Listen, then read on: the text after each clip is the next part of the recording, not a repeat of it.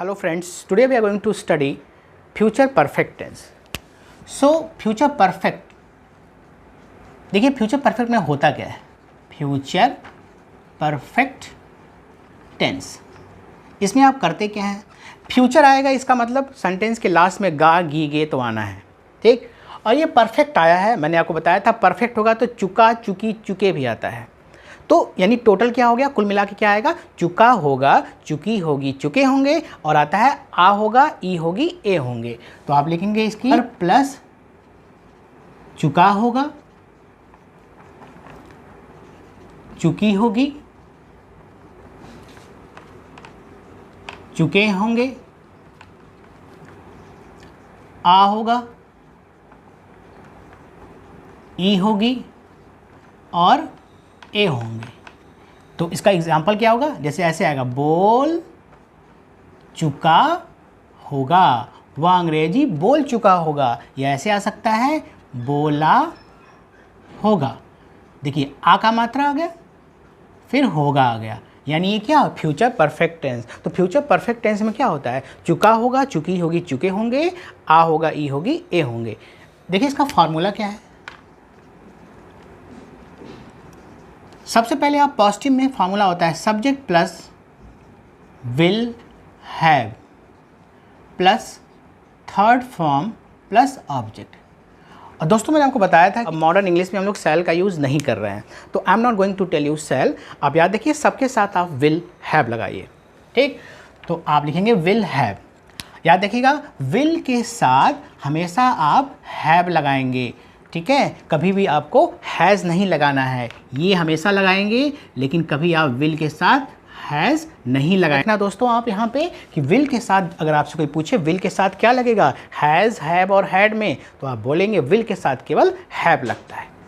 Sentence आ गया, मैंने अंग्रेजी बोला होगा। मैंने अंग्रेजी बोला होगा, देखिए आ होगा, तो आप कैसे बनाएंगे, आई will have spoken English. I will have spoken English. ये हो गया, मैंने अंग्रेजी बोला होगा। अगर सेंटेंस है, मेरी बहन बैंक की तैयारी की होगी या कर चुकी होगी, तो आप कैसे बनाएंगे, My sister will have prepared for bank। कैसे बनाएंगे, मेरी बहन बैंक की तैयारी कर चुकी होगी, तो आप बनाएंगे my sister will have prepared for bank. My sister will have prepared for bank. Okay, अब देखते हैं इसका नेगेटिव कैसे बनाते हैं। अगर नेगेटिव होगा तो आप क्या करेंगे, निगेटिव में फॉर्मूला आपको क्या होगा, subject plus will not have plus third form plus object. दोस्तों आपको यहाँ ध्यान रखना है, नॉट आप कहाँ लगाएंगे, याद रखिएगा विल और हैव के बीच में आपको नॉट लगाना है।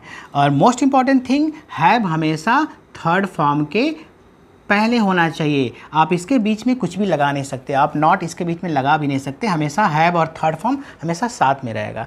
तो आपको नॉट हमेशा कहाँ लगाना है, ठीक है, आपको हैव के पहले लगाना है, ठीक। तो कैसे बनेगा, सेंटेंस आ गया कि मैंने अंग्रेजी नहीं बोला होगा। So what is translation, I will not have spoken English. I will not have spoken English. Okay, ऐसे अगर आ गया, मेरी बहन बैंक की तैयारी नहीं कर चुकी होगी, तो आप लिखेंगे my sister will not have prepared for bank. अब हम लोग देखते हैं इंट्रोगेटिव में आप क्या करते हैं। अगर इंट्रोगेटिव आ गया तो आप क्या करेंगे, मैंने आपको बताया था इंट्रोगेटिव का मतलब हुआ सेंटेंस क्या से शुरू होगा, तो आप क्या करेंगे, आप हेल्पिंग वर्ब को पहले कर देंगे। अब इसमें हेल्पिंग वर्ब क्या है, आप यहाँ पे विल हैव को पहले नहीं करेंगे, क्योंकि मैंने आपको बताया कि हैव हमेशा थर्ड फॉर्म के पहले रहता है। तो आप किसको पहले करेंगे, केवल आप विल को पहले करेंगे। आप विल को पहले कर देंगे, उसके बाद सब्जेक्ट, फिर आप लिखेंगे हैव, फिर आप लिखेंगे थर्ड फॉर्म, फिर आप लिखेंगे ऑब्जेक्ट। तो क्या बनेगा, क्या मैंने अंग्रेजी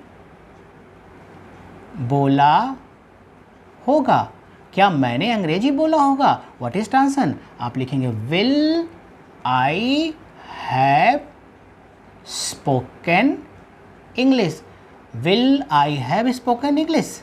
यहाँ देखिए यहाँ पे हैव थर्ड फॉर्म के पहले लिखा है, मैंने उसको पहले नहीं किया है, लेकिन मैं बता दूँ मेरे बहुत से फ्रेंड्स क्या करते हैं, विल हैव दोनों को उठा के पहले कर देते हैं, लेकिन आपको ऐसा नहीं करना है। हैव हमेशा थर्ड फॉर्म के साथ रहेगा। अगर सपोज आ गया इंट्रोगेटिव निगेटिव, तो क्या करेंगे, इंट्रोगेटिव का मतलब सेंटेंस क्या से शुरू होगा, तो आप विल को पहले करेंगे, हेल्पिंग ऑफ यहाँ पे विल जो है उसको पहले कर देंगे, फिर सब्जेक्ट नॉट कहाँ लगाएंगे, मैंने आपको बताया नॉट हमेशा हैव के पहले लगेगा, मैंने देखिए लगा दिया, फिर आप लिखेंगे थर्ड फॉर्म, फिर आप लिखेंगे ऑब्जेक्ट। तो कैसे बनेगा, क्या मैंने अंग्रेजी नहीं बोला होगा, तो how to translate, will I not have spoken English, will I not have spoken English।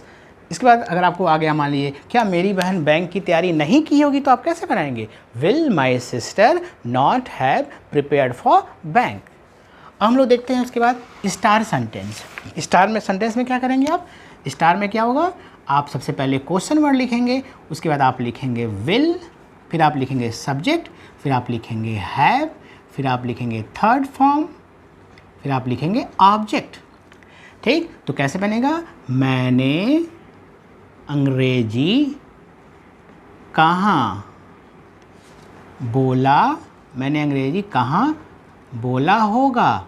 What is translation, कहाँ means where, where will I have spoken English, where will I have spoken English. आपको question word लिखना है, will लिखना है, फिर subject, फिर have. देखिए have हमेशा थर्ड फॉर्म के पहले मैंने लगाया है, यहाँ भी देखिए हैव हमेशा थर्ड फॉर्म के पहले लगाया हुआ है, यहाँ भी लगाया है, तो ये गलती आप मत कीजिएगा।